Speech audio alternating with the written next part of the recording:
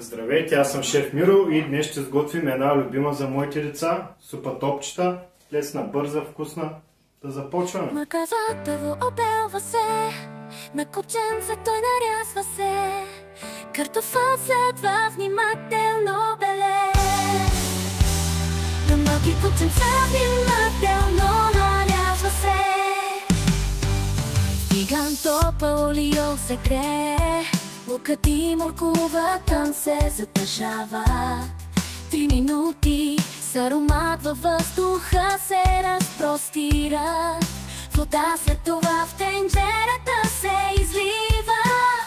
След като поври 8-9 минути, картофа тогава в тенджерата се прибавя. След 10 минути топчета се слага. Предварително приготвени в тенджерата те се хвърлят. Филето последно се прибавя и оставя се да ври, докато е готова